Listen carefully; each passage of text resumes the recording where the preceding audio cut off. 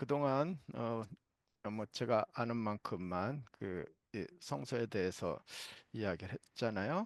그 이제 먹는 것부터 하다가 그래서 떡상을 하다가 그다음에 금초 때 분향단 이야기를 통해서 하나님이 우리들에게 어떤 삶을 사시라고 하는 그 성화의 과정에 대한 이야기를 했습니다.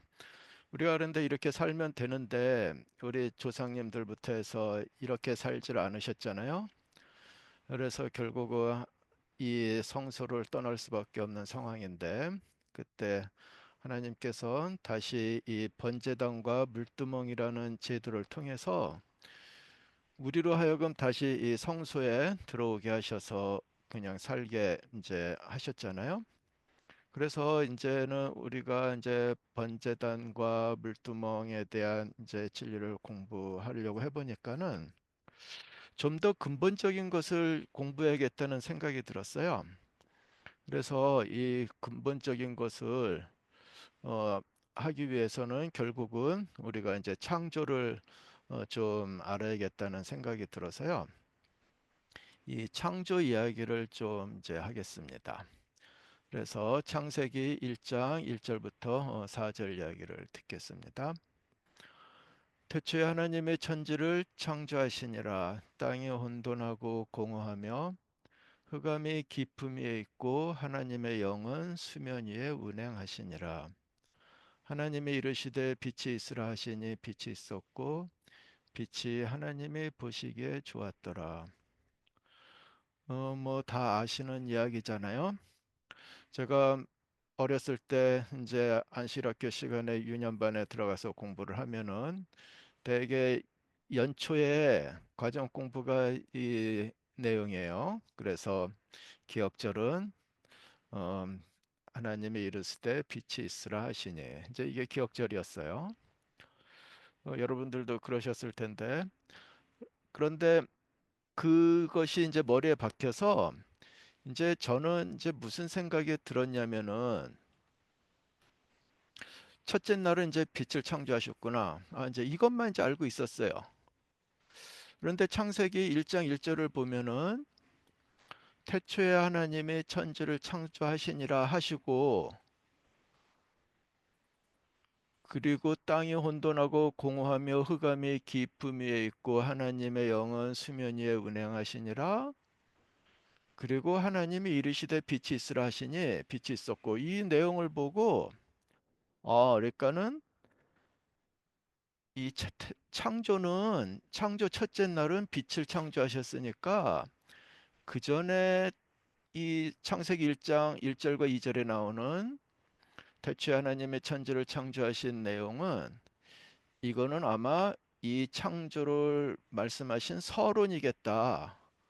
서론이겠다고 생각하시고 빛을 창조하시기 이전에 땅이 혼돈하고 공허하며 흑암의 깊음에 있고 이거는 벌써 창조 이전에 벌써 이 땅이 아주 혼돈한 상태로 있었나 보다 했어요. 그러니까는 이 땅이 있는 거는 뭐 도대체 얼마인지는 모르고 그 이후에 빛이 있으라 하고 빛이 하나님의 첫째 날 만드셨구나. 저 이렇게 생각하고 있었어요.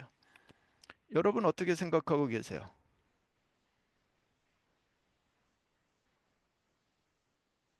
여러분도 뭐 대부분 그렇게 생각하지 않으시겠어요? 그래서 첫째 날은 빛만 만드시고 그 전에 천지 창조와 뭐 땅이 혼돈하고 공허하고 흑암이 깊음에 있고 수면이 하나님의 운행하시 이런 거는 창조 이전에 훨씬 전 이야기라고 생각했어요.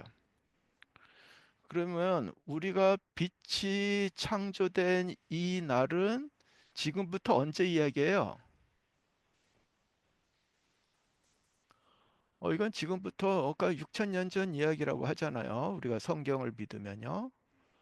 그래서 성경을 믿는 우리가 6천 년 전에 빛이 만들어졌고 그 전에 천지 창조는 하나님이 먼 아주 옛날에 하셨나 보다 이렇게 생각을 했는데 그래서 저는 이 이야기를 제 고등학교 이제 우리 이과반 48명밖에 안 되는 이과반 이제 카톡방에다 한번 이렇게 글을 쓰니까 신학과를 다니던 이제 그러니까 목회자가 이 친구가 누구냐면은 우리 같이 섬기는 김혜경 집사님 사촌 오빠예요. 김현상이라고.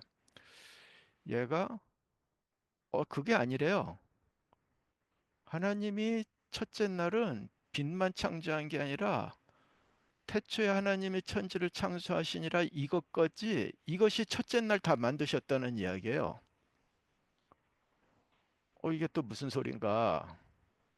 이제 그랬죠. 그런데 이제 그 친구가 무슨 성경절을 들고 나오냐면은 이 출애굽기 10계명에 나오는 성경절을 들고 나와요. 한번 읽어볼게요. 이는 엿새 동안에 나 여호와가 하늘과 땅과 바다와 그 가운데 모든 것을 만들고 일곱째 날에 쉬었습니다. 여기 보니까 아주 선명하죠? 그죠? 엿새 동안에 여호와가 하늘과 땅, 천지요. 천지고 바다와 물과 그 가운데 모든 것을 다 만들었다는 거예요. 그러니까는 이 성경절을 쓴 모세가 창세기도 쓰셨잖아요. 그죠? 같은 저자예요.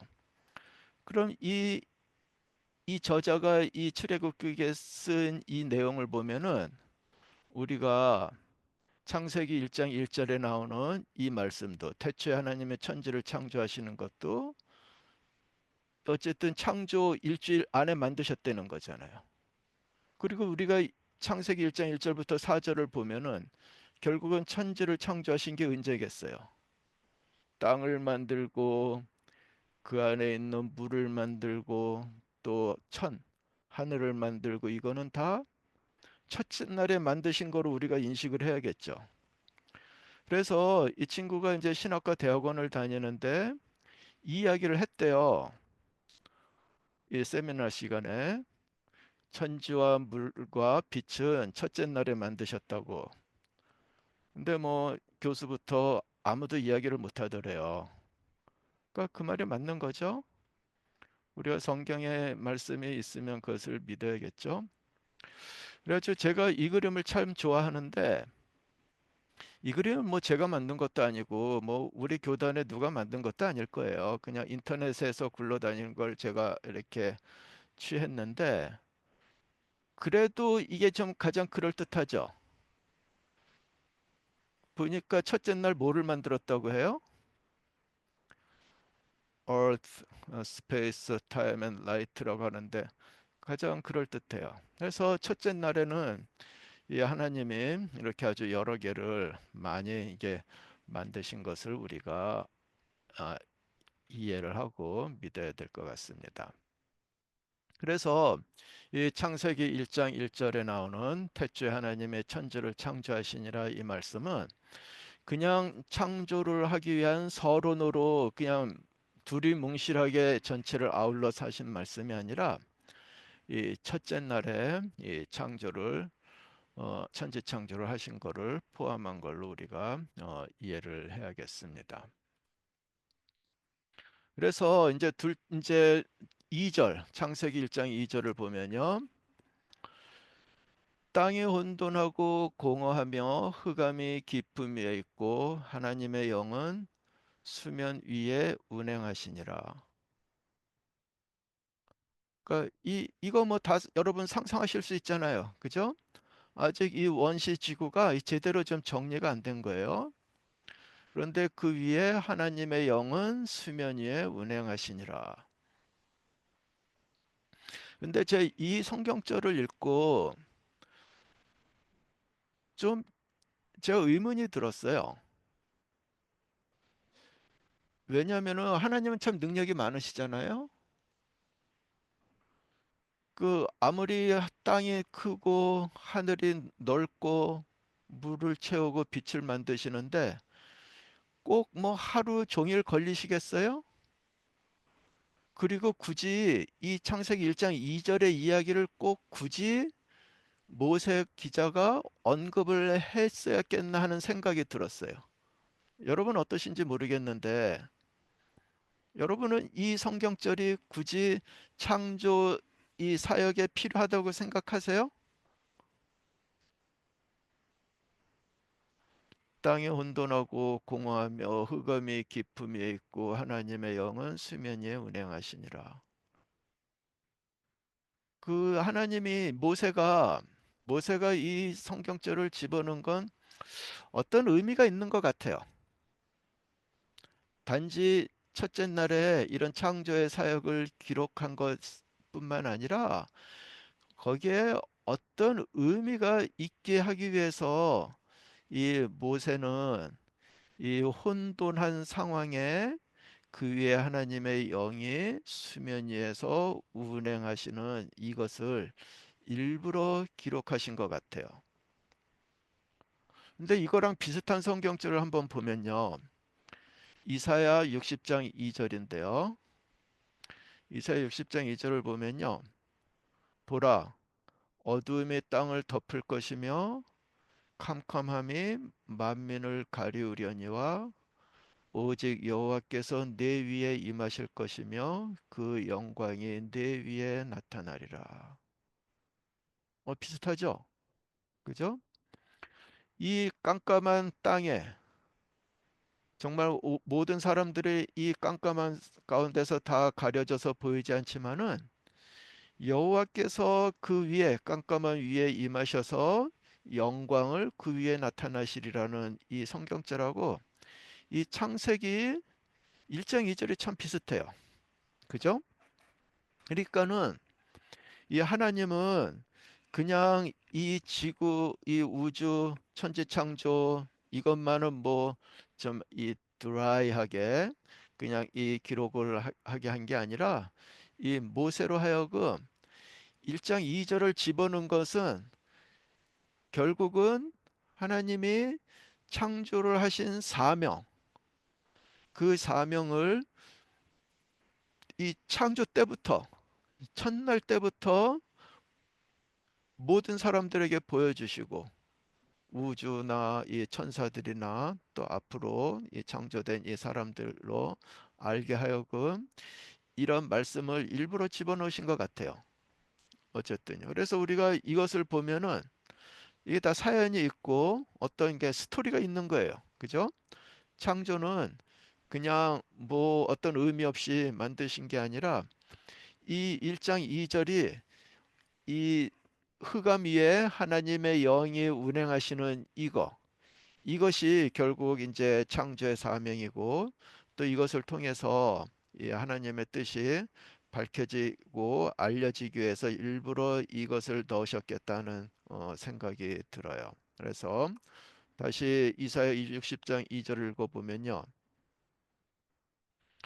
보라 어둠이 땅을 덮을 것이며 캄캄함이 만민을 가리우려니와 오직 여호와께서 내 위에 임하실 것이며 그 영광이 내 위에 나타나리라. 우리가 이것을 알면은 우리 인생에서도 이렇게 어둠이 땅을 덮고 나를 어둠이 둘러싸여서 내가 아무도 나를 알아보지 못할 상황 이런 거 경험하시지 않으세요? 다 경험하시죠? 그죠? 예.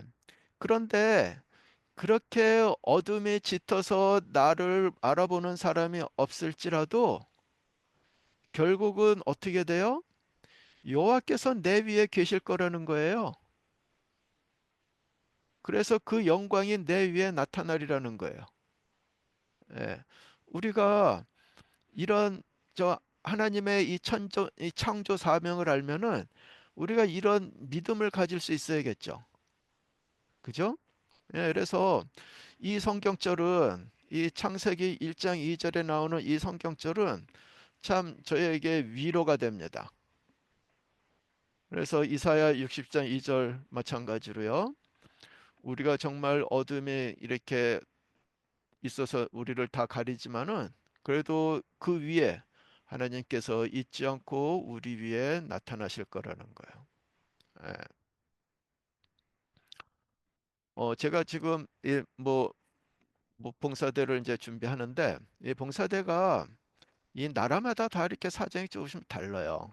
그런데 우리가 이번에 가는 이 스리랑카는 어떻게 보면 좀 유연한 것 같기도 한데 어떻게 보면 좀 까다로운 게 여기는 이제 우리가 특히 이 의료인들의 진료 허가를 받아야 되는 게 아주 급선무예요. 왜냐면은 올해는 다른 때랑 달리 의사, 치과 의사만 거의 30명이 가요. 거짓말 않고 30명이 가요. 그러니까 웬만한 종합병원 수준이에요. 근데 외과도 엄청 많이 가요. 뭐 안과에서는 안과에서는 이 백내장 수술하죠. 그다음에 또 외과에서는 이 언청이 수술하죠. 그다음에 산부인과 가서 산부인과 수술하고 외과는 이제 일반 외과는 다른 이제 복부 이제 수술하고 이럴 텐데 그러니까는 진료 허가를 받아야 되는데 서류가 뭐 1인당 하면 열 몇 가지예요. 그거 생각하고 또 뭐 이렇게 현지에서도 이렇게 뭐 이렇게 협조적이지 않고 그러는데 그래도 제가 오늘 금요일은 참 마음이 편한데 지난주 금요일은 참 어두웠어요. 정말 힘들었어요. 그래서 일주일 동안. 그러니까 어떻게 해야겠어요. 뭐 제 기도하는 수밖에 없어요. 뭐 제가 뭐 할 수 있는 게 뭐가 있겠어요. 뭐 이역 만리에 떨어져 가지고 그러는데 그런데 그 참 기가 막힌 게요. 예를 들어서 이 언청이 수술하는 이 구강외과 이 팀이 이제 누구를 찾아야 되냐면은 그들이 하는 그 현지 의사를 감독할 수 있는 현지 의사를 찾아야 돼요. 근데 이제 그 스리랑카에서 우리 도와줘서 준비하는 그 팀이 누구를 만났냐면은 스리랑카에서 언청이 수술을 전국에서 3분의 2를 하는 사람을 찾았어요. 그러니까 스리랑카에서 그러니까 넘버 원이에요. 그냥 언청이 수술 넘버 원이에요. 그 의사를 찾았는데 이 의사가 굉장히 협조적이에요. 그러니까는 나머지 서류는 그냥 일사천리로 흘러가는 거예요. 그걸 어떻게 우리가 할 수 있는지 상상을 할 수 있겠어요? 외과도 마찬가지예요. 외과도 그 아는 외과 의사가 스리랑카 외과 학회장이래요. 학회장이니까는 본인한테 서류만 가져오래요. 그럼 사인해서 줄 테니까는 알아서 다 하면 된다고. 그런 식이에요. 이 백내장 수술을 안과 의사는 미리 찾았으니까 그건 다행이고 그래서 이제 산부인과인데 산부인과에 뭐 한 명 찾는 거야 뭐 그 어렵겠어요? 그래서 지난 일주일간 참 힘들었는데 정말 캄캄하고 아무것도 안 보이고 그랬는데 자 하나님의 능력으로 그런 것들이 이렇게 이루어지는 것을 보면은 정말 하나님이 그 수면 위에 그 영광이 운행하시는 것을 우리가 참 이해하게 됩니다. 그래서 이 창세기 1장 이 첫째 날에 이 땅이 혼돈하고 공허하며 흑암이 깊음에 있고 하나님의 영은 수면 위에 운행하시니라 이 말씀이 참 듣는 사람으로 읽는 사람으로 많은 위로가 되겠다는 생각을 합니다. 정말 그렇죠? 네, 그래서 우리가 이제 차차 공부하겠지만은 이 하나님이 이 세상을 이렇게 창조하신 이유가 있어요. 그 하나님의 자신의 실력 자랑을 하기 위해서 창조하셨어요? 그거 아니에요. 하나님은 이 세상을 창조하지 않으셔도 우주의 거민은 하나님이 아주 실력자인 거 아세요? 능력자이시고 그분이 사랑으로 넘쳐난 것도 잘 알고 계세요. 그래도 그분이 이 창조를 하신 이유는 뭐예요? 또 불쌍한 영혼을 불쌍한 영혼을 사랑하기 위해서 창조를 하신 거잖아요. 우리가 성서에서 배운 것이 그 다 사랑의 실천이잖아요. 하나님이 우리에게 주신 사랑, 그것으로 하여금 우리도 남들에게 그런 사랑을 보여주라고 하는 것이 성소의 그 성화 과정에 나오는 성소 안에 나오는 여러 가지 물건들의 그 의미이잖아요. 그래서 이 구속에서 나오는 그 사랑의 그 역사나 이 창조에서 나오는 이 사랑의 역사는 결국 같은 분에 의해서 이루어진 거라 우리가 같이 느낄 수 있겠습니다. 그래서 참 창세기 1장 2절이 참 이 감동이 됩니다. 그래서 이렇게 창세기 1장 2절에 나오는 흑암이 나오고 공허하고 이런 데서 하나님의 신이 운행을 하시는데 그 운행을 하시는 하나님의 결국 1장 3절에 하면 뭐예요? 빛이 있으라 하시니 빛이 있었고 드디어 빛을 창조하셨어요. 그래서 이제 이렇게 빛을 창조하셨는데 우리가 이 빛을 보통 뭐라고 그래요? 우리가 신약에서 보면은 뭐 빛, 누구를 비유를 해요? 빛이요. 대부분이요. 뭐 빛의 뭐 예수님, 하나님을 우리가 빛이라고 하잖아요.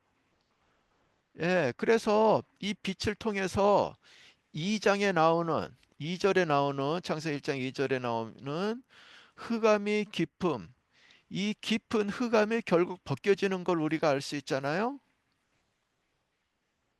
예, 그래서 이 빛이 있음으로 인해서 이 세상이 참 밝아지고 어두웠던 우리의 마음이 밝아지고 좀 이 우울했던 마음이 참 기뻐지고 우리로 하여금 희망이 생기게 하는 것을 우리가 알 수 있죠. 그죠? 그래서 이 빛을 이렇게 만드셨는데 이 빛을 통해서 우리가 이걸 보면요. 역시 빛을 통해서 이 하나님이 말씀하시는 그 교훈이 있어요. 그 실물 교훈을 읽어볼까요? 415페이지입니다. 그때는 하나님의 백성들에게 진리를 위한 시련의 밤이 될 것이며 슬픔의 밤과 핍박의 밤이 될 것이다. 그러나 그 어두운 밤으로부터 하나님의 빛이 비치게 될 것이다. 이 감동이죠? 예, 그래서 우리가 이 참 힘든 상황이지만은 슬퍼하고 참 절망하고 그런 시련이 넘치는 그런 곳이지만은 그래도 우리가 희망을 놓을 수 없는 것은 그 어두운 데서도 하나님의 빛이 비치실 거라는 거잖아요. 그죠? 예, 그래서 우리 여태까지 이 창세기에서 이 첫째 날에 일어나는 것, 이 서사를 한번 다시 보면요. 예, 다시 읽어볼게요. 창세기 1장 1절부터 3절까지요. 태초에 하나님이 천지를 창조하시니라. 땅이 혼돈하고 공허하며 흑암이 깊음 위에 있고 하나님의 영은 수면 위에 운행하시니라. 하나님이 이르시되 빛이라 있으라 하시니 빛이 있었고.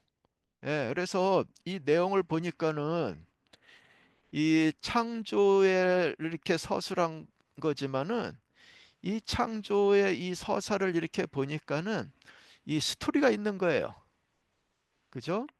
뭐예요?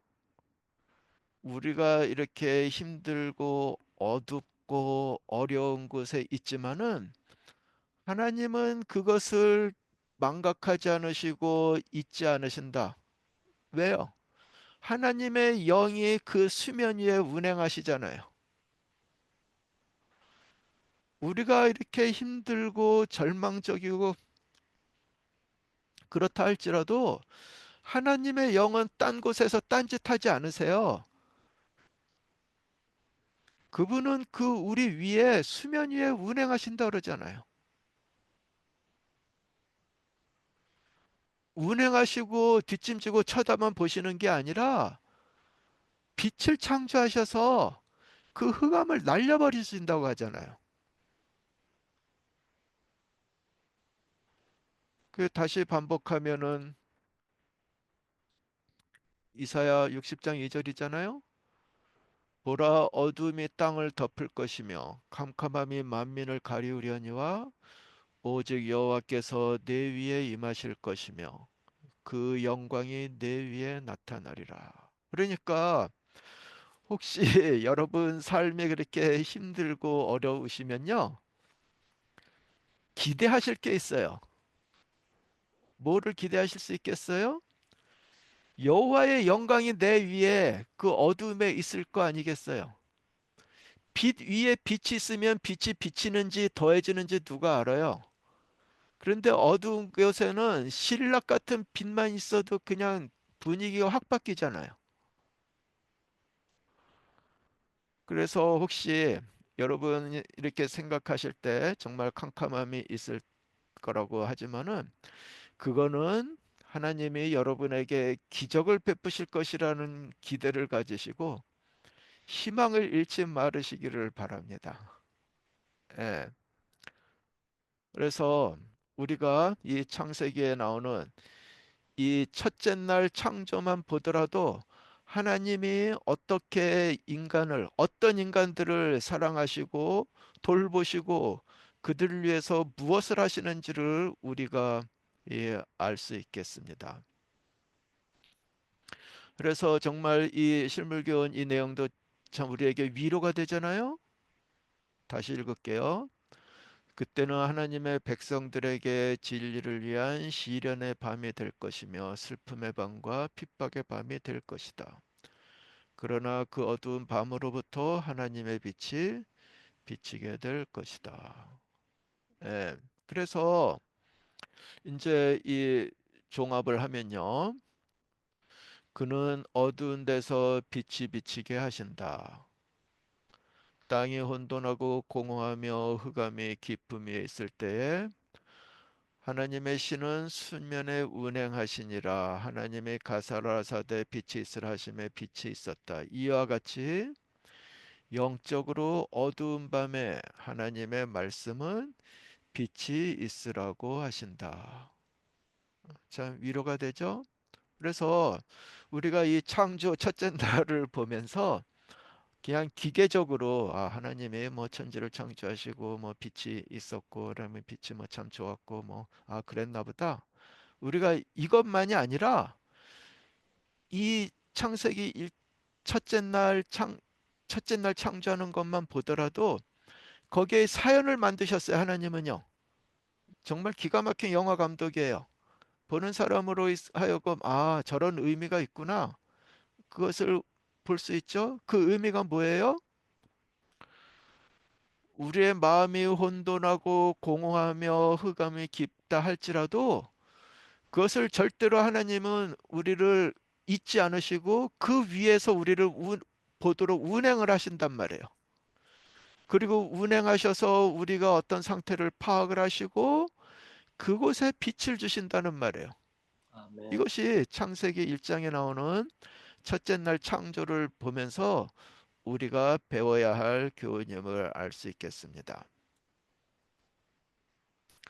그래서 이 결국은 무슨 일이 발생했어요? 이제 신물교훈에 계속 이어서 보면요. 아버지의 영광의 광채가 되시는 그리스도께서는 영광의 빛으로서 이 세상에 오셨다. 그분은 사람들에게 하나님을 나타내기 위하여 오셨다. 그러니까는 결국은 하나님은 이 창조만 하시고 그냥 버려두신 게 아니라 창조를 하시고 그 안에 있는 영혼들을 구원하기 위해서 빛으로 예수께서 오셨다는 거잖아요. 그리스도께서요. 그러니까는 창조의 첫째 날은 결국 예수의 구속 사업까지 참 거기에 담겨 있는 것을 우리가 볼 수 있어요. 말이 되죠?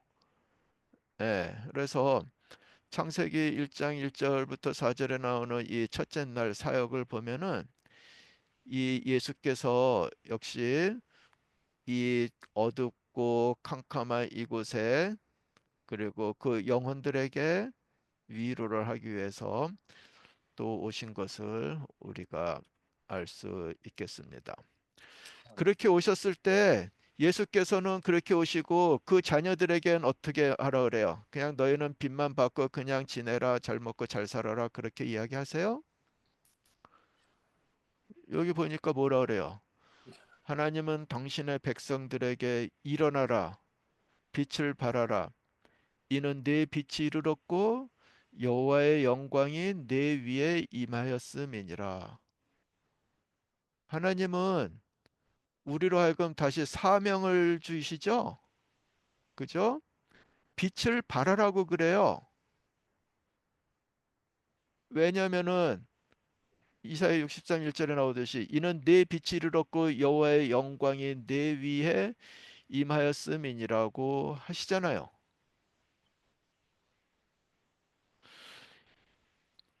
창조 이후부터 이 악인들에게 제일 중요한 거는 다 자신이었어요. 자신을 높이고 자기를 높이고 자기의 이름을 드높이고 니무롯이 그 신할 광야에서 그 큰 바벨탑을 쌓은 이유가 뭐예요? 자기를 높이는 거잖아요. 자기를 만족하고요. 지금도 이 포스트 모더니즘에서 가장 중요한 그 토픽이 뭐예요? 결국 자기예요. 나예요, 나. 나를 사랑하고 나를 사랑하기. 나를 찾아가는 여행. 내가 즐거워하고 나를 좋아하고 내가 좋아하는 거. 이런 것이 지금 모든 광고의 타겟이고요. 모든 예술의 타겟이고요. 우리 사회의 타겟이고요. 그게 그렇잖아요. 그런데 하나님은요, 우리에게 일어나서 빛을 발하라고 해요. 빛을 발하는 게 뭐예요? 빛의 사명을 줬다는 것은 성소에서 그 금촛대를 보세요. 금촛대가 빛을 발하기 위해서는 기름을 태워야 돼요. 내 자신을 위해서 기름을 보존하는 게 아니라 내가 가지고 있는 기름을 태우라고 하나님은 말씀하세요. 다시 말해서 하나님은 너 자신을 사랑하라고 하지 마시고 네가 너를 사랑하는 만큼 남을 사랑하라고 하세요. 그것이 빛이라고 그래요. 마치 예수께서 당신의 몸과 생명을 바침으로써 남을 사랑한 것 같이 그분은 당신의 백성들에게도 그렇게 빛을 발하라고 하세요. 그것이 결국은 창조 첫날에 첫째 날이 사실 제일 중요하잖아요. 첫째 날에 그 참 그 창세기 1장 1절부터 4절에 나오는 그 서사를 보여주신 그 이유는 결국은 이 창조의 사역이 남을 사랑하고 남에게 빛이 되는 것을 창조자 하나님께서 실천하시고 그것을 믿고 따르는 우리들도 그렇게 빛을 발하라고 하시는 것이 창세기 1장 첫째 날에 나오는 사명이에요. 여기 나오잖아요. 이사야에서도요. 일어나서 빛을 발하라고요. 왜요? 이는 내 빛이 이르렀고 여호와의 영광이 내 위에 임하였느니라. 이 이야기잖아요. 예.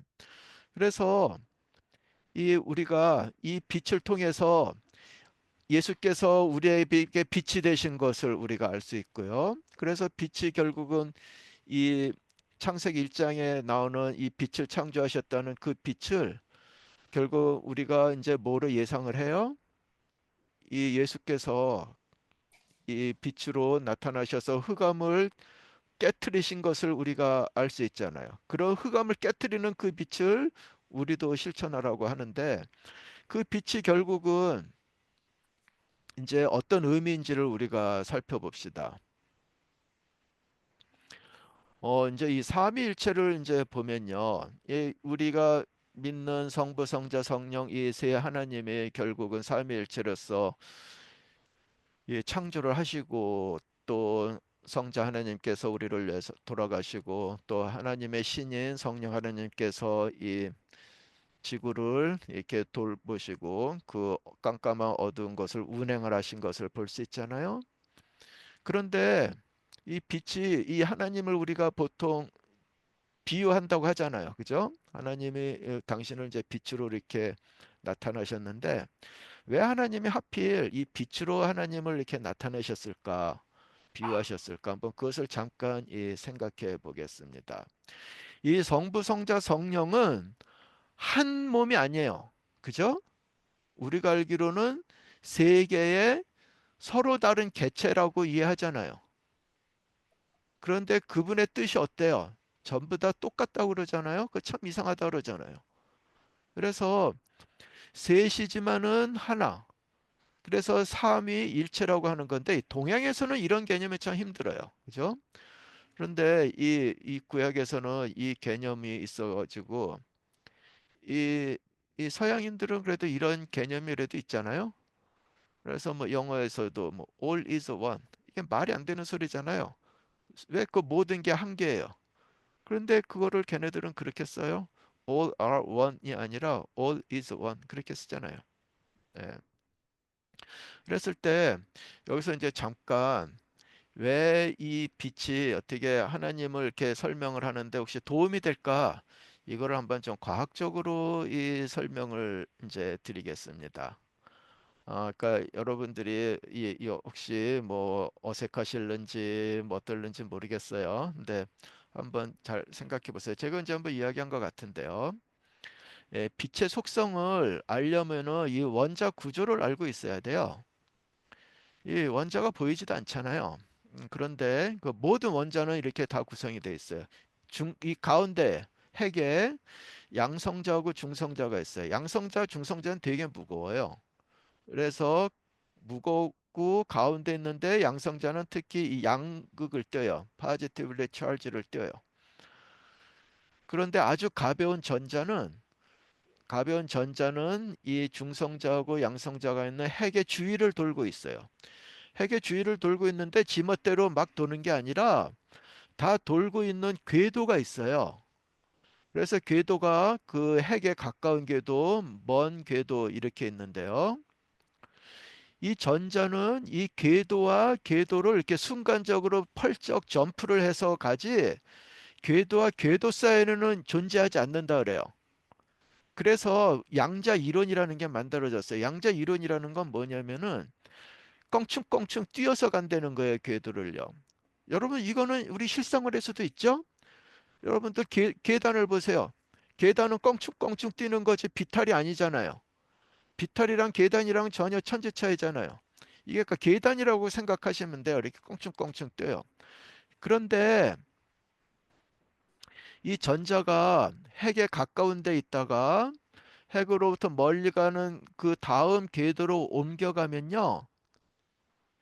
이때는요. 빛을 흡수를 해야 돼요. 그러니까 에너지를 흡수해야 돼요. 그러니까는 전자가 가까운 데서 멀리 떨어지면은 빛을 흡수해야 돼요. 안 그러면 못 가요. 공짜가 아니에요. 그 대신 전자가 먼 데서 가까운 데로 오면은 이렇게 가깝다는 것은 이 핵이에요. 가운데요. 전자가 가까운 데서 먼 데서 가까운 데로 오면은 그때는 빛을 잃어버려요. 그러니까 그때는 빛이 나타나요.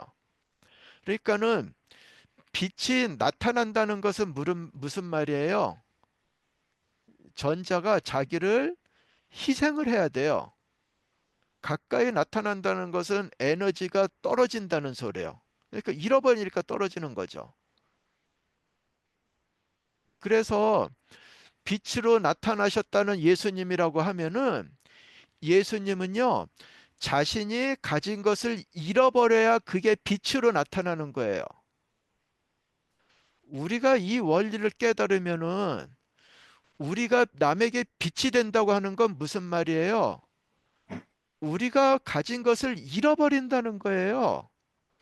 마치 금초대에 있는 기름이 타야 불빛이 나는 것처럼 우리가 가지고 있는 것을 잃어버려야 그게 남에게 빛이 되는 거예요. 그래서 이제 빛이라는 이제 성격을 아셨는데 그런 빛이 어떻게 움직이냐면요. 이제 이거를 보시면요. 이 빛은 우리가 이제 분석을 해보면요. 빛은 이렇게 자기 매그네틱 필드랑 그다음에 전기, 일렉트릭 필드가 있어요. 근데 이 매그네틱 필드랑 이 일렉트릭 필드, 이 전기하고 자기가요. 90도의 간격이에요.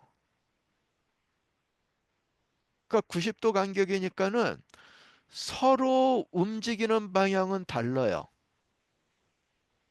그러니까 이게 보시다시피 이 여기에서 이 자기는 자석 같은 자기는 이게 수평 z axis로 나타나요. 수평으로 z axis는 앞뒤로 이렇게 움직인다는 소리예요. 앞뒤로요. 그런데 전기, 이 주황색 전기는 좌우로 좌우로 움직여요. 그러니까 앞뒤로 움직이는 거랑 좌우로 움직이는 거랑은 서로 90도지 방향이 전혀 다르잖아요. 그렇게 전기와 자기는 앞뒤와 좌우로 움직이는데 빛의 방향은 이 빨간 화살표는 상하로 움직이잖아요. 위아래로요. 그러니까 빛이라는 게요. 세 가지 요소로 되어 있어요. 그죠? 전기, 자기, 운동, 방향 세 가지인데 세 개가 서로 다른 방향으로 움직여요. 그런데 서로 다른 방향으로 움직인다고 해서 그게 빛이 아니냐? 그렇게 움직이는데 빛이 가요.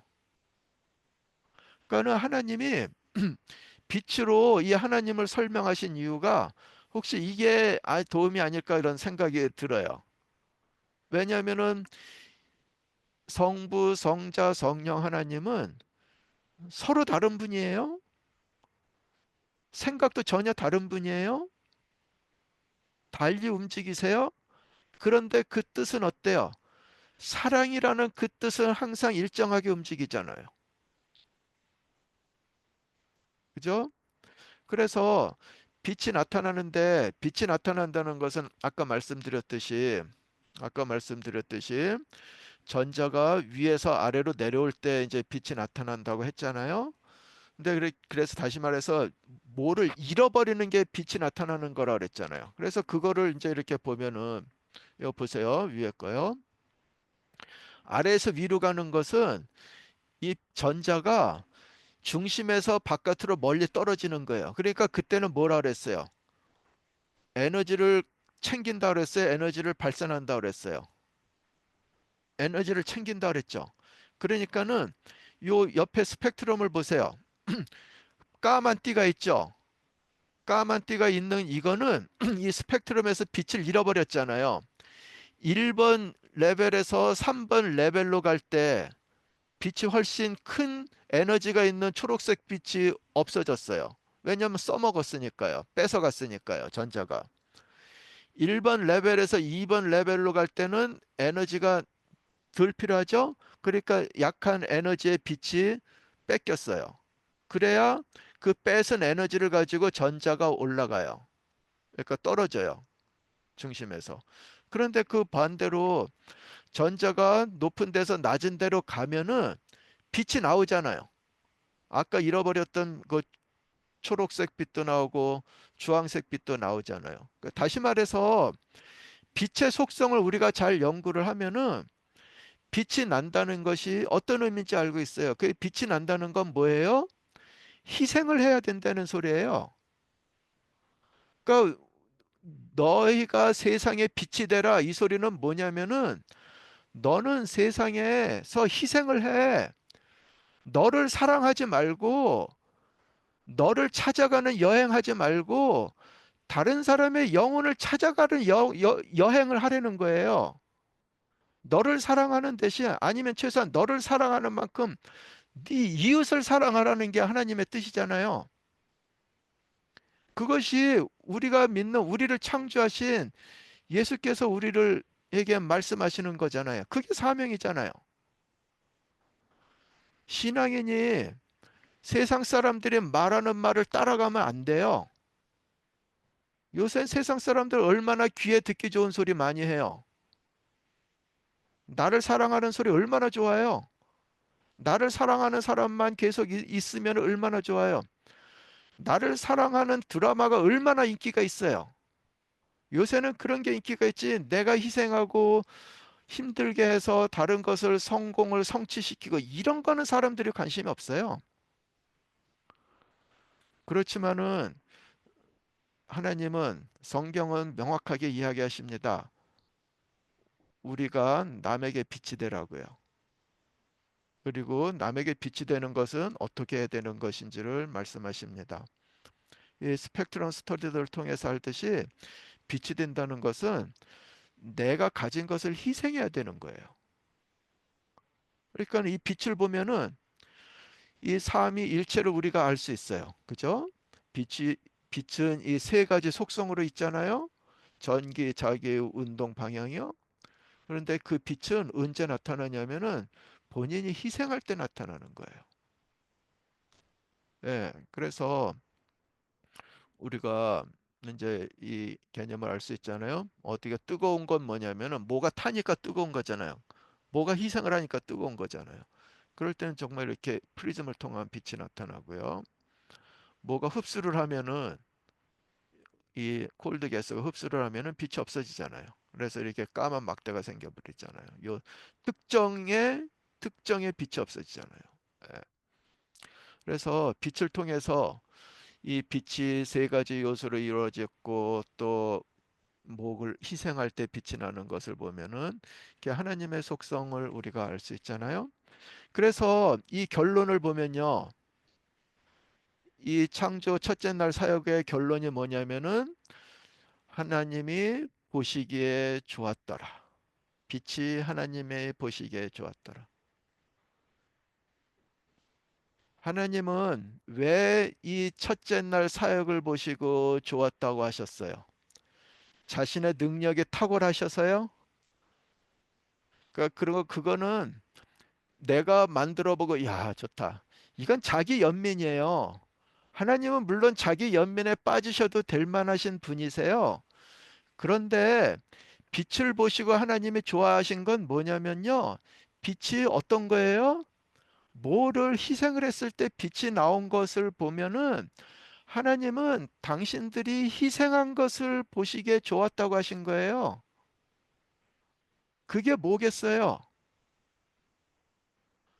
제가 여태 창조 이야기를 했는데 이제 창조 전의 이야기를 잠깐 해봅시다. 부조와 선지자에 나오는 이야기예요. 구속의 경륜은 지구의 창조 전에 이미 세워졌었다. 이게 무슨 말이에요? 구속의 경륜이 뭐예요? 죄인들이 죄를 지을 것 같으니까는 대타로 창조자이신 성자 하나님께서 대신 돌아가셔서 우리를 구원하시겠다는 게 구속의 경륜이잖아요. 이거를요, 인류가 창조되기 이전에 죄를 짓기 이전에 미리 만드신 거예요. 그리고 창조를 하신 거예요. 이 이야기를 먼저 이분들이 하시고 정하시고 이걸 누구한테 이야기했냐면은 그 하나님께서는 천사들에게 이야기하셨어요. 그리스도께서 구속의 경륜을 천사들 앞에서 공개하셨을 때 천사들은 기뻐할 수 없었다. 당연하죠. 그들의 주인이 구속의 경륜을 보면은 돌아가셔야 된다는 건데요. 어떤 종이 당신의 주인이 돌아가신다는 게 기뻐하고 즐거워하겠어요. 왜냐하면 사람의 구원은 그들의 사랑하는 사령관에게 말로 표현할 수 없는 비애를 필연적으로 유할 것이라는 것을 그들이 보았기 때문이다. 그들은 전혀 상상하지도 못할 일이 지금 벌어진 거잖아요. 그러니까 천사들이 뭐라고 반응을 해요? 천사들은 그들의 사령관의 발 앞에 부복하여 그들이 사람을 위한 희생이 되겠다고 제안하였다. 그러나 천사의 생명은 죄의 빚을 갚을 수 없었다. 사람을 창조하신 분께서만 인간을 속량하실 수 있는 능력이 있으셨다. 이게 맞잖아요. 천사도 피조물인데 천사가 죽는다고 인간이 구원이 돼요? 지금 이러니까는 창조하기 전에 이 하늘의 분위기가 좋았겠어요? 우울했죠. 우울했죠. 그런데 하나님은 첫째 날 창조하시고 하나님이 보시기에 좋았다라고 기뻐하세요. 어떻게 이럴 수가 있어요? 하나님은 이런 분이세요. 우리는 그것을 이해하지 못하지만은 하나님은 당신의 몸을 팔고 파는 정도가 아니라 생명을 바쳐서 그래도 우리를 구원하시는 것을 보고 좋아하시는 거랑 이게 뭐가 달라요?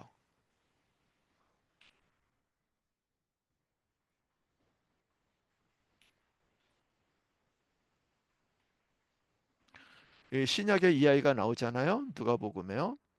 내가 너에게 이르노니 이와 같이 죄인 한 사람이 회개하면 하늘에서는 회개할 것 없는 의인 99으로 말미암아 기뻐하는 것보다 더하리라. 여기에 보시면 하나님의 속성이 나오죠. 하나님의 속성이 기뻐하시는 그게 뭐예요? 회개하는 영혼이 돌아오는 거. 그걸 기뻐하시잖아요. 하나님은 첫째 날 빛을 창조하시면서 그 어둠에 빛을 비추면서 그 어둠 가운데 빠져 있던 영혼이 회개하고 돌아오는 그거를 기뻐하시는 하나님이에요. 그거를 상상하시고 하나님은 빛을 창조하시고 좋아하셨을 거라는 생각을 합니다. 이 신약에서 그 이야기가 이제 백업이 되잖아요. 예, 그래서 우리가 믿는 하나님은 그냥 뭐 좋은 것만 있어서 기뻐하시고 그러신 게 아니라 죽을 수밖에 없는 영혼이 영생에 오는 그것을 그 보고 기뻐하시고 그것을 위해서 구속의 경륜을 세우시고 구속의 경륜을 이루시기 위해서 창조를 하시고 창조의 첫날을 그것을 이제 통해서 이제 실천을 하셨잖아요. 그러니까 천사들이 이것을 보고 좀 이해를 하면 이제 좋겠다는 거죠. 그죠? 그래서 우리가 진정 기뻐하는 것은 우리가 돌보는 영혼이 돌아오는 그 즐거움, 그 즐거움이 자기를 사랑해서 찾아 떠나는 여행에서 받는 즐거움보다 더 기뻐해야 되는 것이 우리 신앙인의 기쁨인 거죠. 그죠? 그래서 정말 우리가 신앙인이라면은 우리를 창조하신 예수께서 하신 사명, 역시 구속의 사명뿐만 아니라 창조의 사명에서도 그게 드러나는데 다른 사람들을 위해서 구원하기 위해서 내가 희생이 돼서 빛이 돼서 그 빛으로 하여금 죽어가는 영혼을 구원받게 하는 것을 우리가 이 창조의 첫날의 이 사역을 통해서 생각해 봤습니다. 여러분들도 생각해 보시고 또 하나님의 사랑을 받으시고 실천하시는 저와 여러분 모두가 됐으면 좋겠습니다. 감사합니다.